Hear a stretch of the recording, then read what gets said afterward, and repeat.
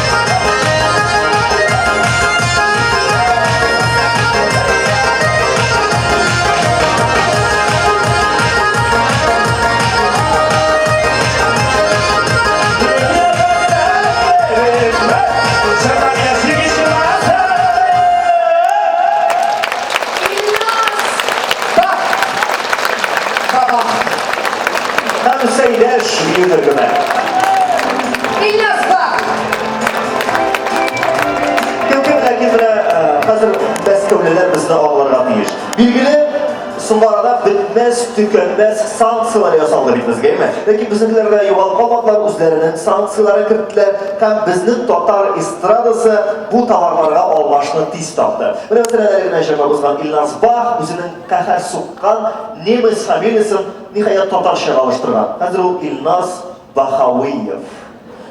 Xamduna Demirxaliyeva ishlagan deb o'ylaysiz. U hozir Latviya shprotlarini olmashqa Shushma yilg'asida tutilgan betdes baliqlarin mayg'amani boshlaydi. Nafhat Nig'matulin yaratib oshagan parmezan siri o'rnida tilashi süt zavodi yetishtirgan irimshik qo'llanar ekan. Rustam Zakirov o'zining qiybatli shitil mashinasidan pisholom shonalarini ko'chirib o'tirgan. Qishki navbatgina yerga mana hozir jekinin ishlarini hamisi belgisiz. Импортозамещение турындагы законны артистлар шунда ук гамәлгә дә кертә башладылар. Илмира Сөләйманова яратып һәрвакыт кия торган кыйммәтле итальянский капрон колготкаларына алмашка Чебоксарда чыккан трикотаж оек киеп йөри башлады. Хәзер менә оекларын да, үзен дә биредә сәхнәдә күрә алырбыз. Сәхнәдә Илмира Сөләйманова.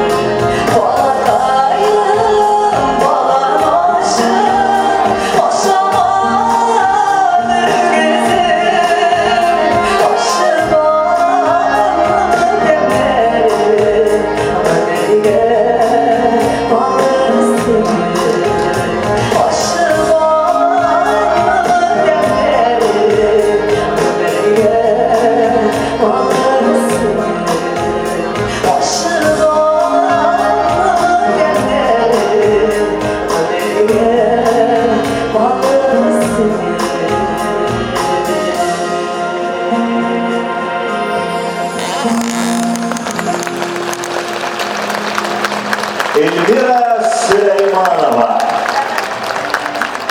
Estradımızdan kuvvetçina. Elmira, şeşeklerini unutma. Sina degen şeşekler. Senin yaratkan tamaşaşınlar Elvira.